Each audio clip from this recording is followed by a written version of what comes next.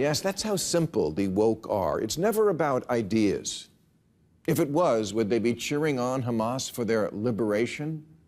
Liberation? To do what? More freely preside over a country where there are no laws against sexual harassment, spousal rape, domestic violence, homophobia, honor killings, or child marriage? This is who liberals think you should stand with? Women there should be so lucky as to get colonized by anybody else. And for the record, the Jews didn't colonize Israel or anywhere ever except maybe Boca Raton.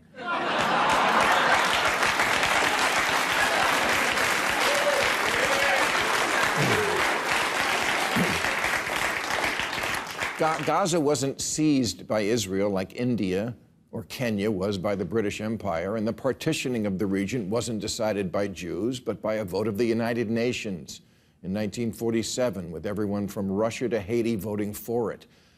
But apparently they don't teach this at Drag Queen Story Hour anymore. When I was the Prime Minister of Canada, I was often asked this question: why do you support Israel? My response, in effect, was always the same. Why wouldn't I support Israel? Why wouldn't I support a fellow democratic nation where open elections, free speech, and religious tolerance are the everyday norm? Why wouldn't I support a country with a vibrant free press and an independent judiciary? Why wouldn't I support a valuable trading partner and a wellspring of amazing technological innovation? Why wouldn't I support our most critical ally in the Middle East and in the international struggle against terrorism? In a rational world, in a world where simple common sense prevailed, the question, why do you support Israel, would be like asking, why do you support Australia or Canada? But we don't live in that rational common sense world. So the case for Israel has to be made over and over. I, for one, am happy to make it. Let me start with this.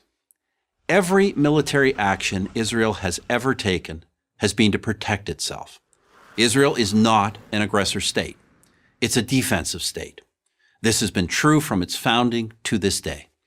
As a fledgling nation in 1948, Israel was immediately attacked by its Arab neighbors. Their goal was not to contain the tiny new country. It was to annihilate it. No nation came to Israel's aid. Not the United States, not my country, Canada, not the United Kingdom. No one. They all thought Israel would lose, but it didn't lose. It won. In 1967, Israel's neighbors again sought to utterly destroy the Jewish state, a nation that had then existed for 2 decades. Again, Israel prevailed, and it survived another all-out attack in 1973. Those are the big wars, but I'm not sure there's been a single day in Israel's entire history when some act of terror has not been waged against it, inside or outside its borders. There have been 2 bloody waves of terror, so-called intifadas, in the late 1980s and the early 2000s, when Israelis were blown up on buses, at pizza parlors, and celebrating weddings. There have been incursions from terror groups like Hezbollah in Lebanon. There have been thousands of rocket attacks from Hamas in the Gaza Strip, even after Israel completely withdrew from that territory in 2005. In between the wars, in between the terror, Israel has sought peace with its neighbors, and it has achieved peace treaties with Egypt and Jordan. For others, however, every Israeli gesture for peace is met with incitement and violence. I recount this history for one reason. Any nation that has endured what Israel has endured could easily have become a police state. But through it all, Israel has never abandoned its commitment to the rule of law, to democracy, to tolerance. 1/5 of its citizens are Muslim. They enjoy the same rights as Jewish citizens. They occupy key positions in the nation's courts, press, and government, and they have their own parties representing them in the Knesset, Israel's parliament. To say that Muslims in Israel are the freest Muslims in the region is an understatement. How about this as a human rights test? Prisoners in Israel, be they Jewish or Arab, are well treated, well fed, and have access to the best possible medical care. Parents and spouses of these prisoners know where they are and that they are safe. Who else in the region but Israel can make that claim?